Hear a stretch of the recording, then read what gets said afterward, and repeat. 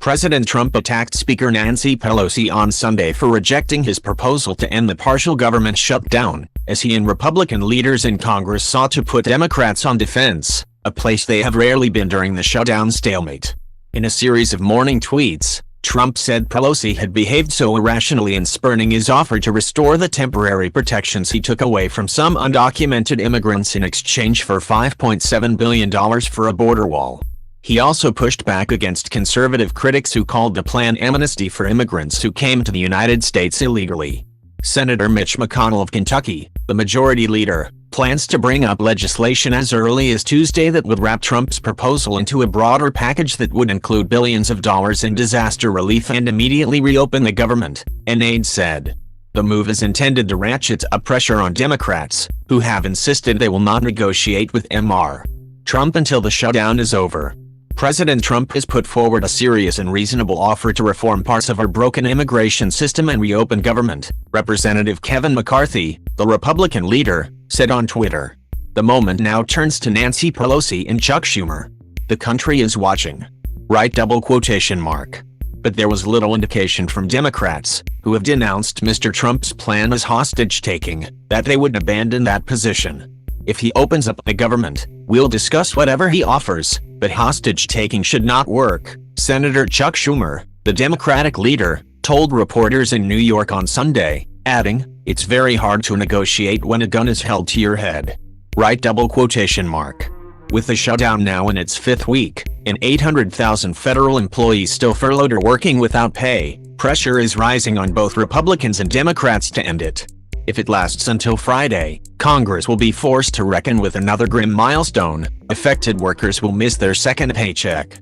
As Republicans go on offense in the Senate, Democrats will stay on offense in the House, where they have already passed a string of government funding bills that McConnell, who has largely remained on the sidelines during the shutdown debate, has refused to take up.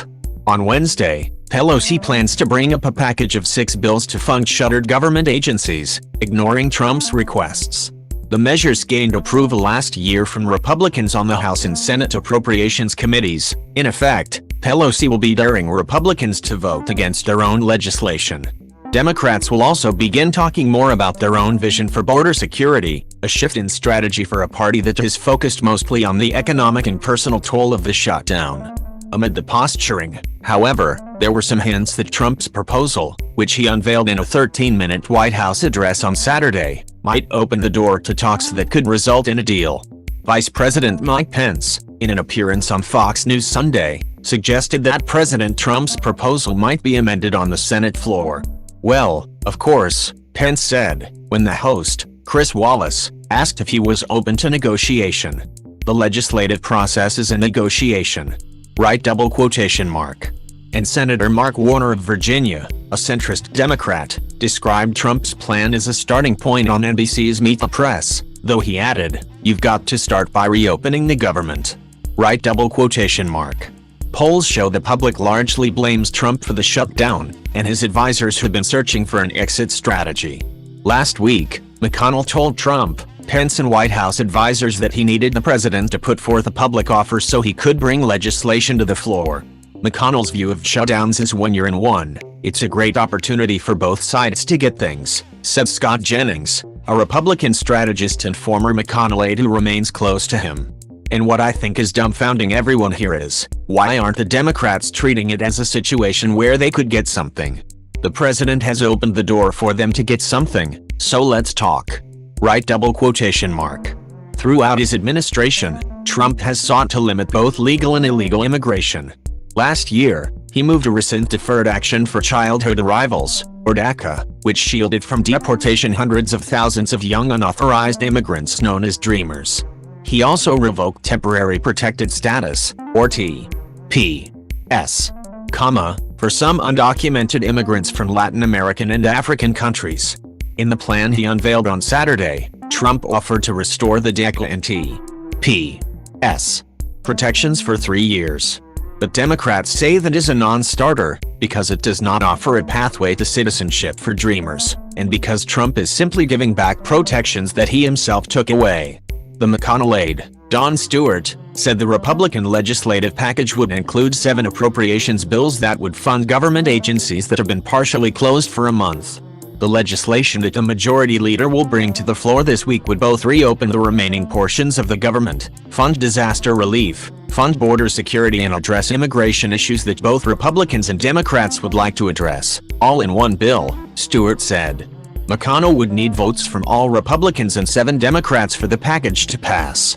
But only a handful of Democrats in Republican-leaning states might feel pressured enough to cross the aisle.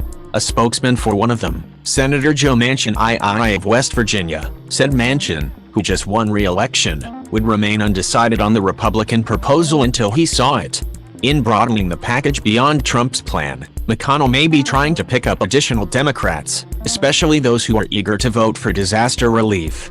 He's starting to move the pieces around to see what's going to fly and what's not going to make it, said Jim Manley, who was a top aide to Harry Reid, the former Democratic leader from Nevada.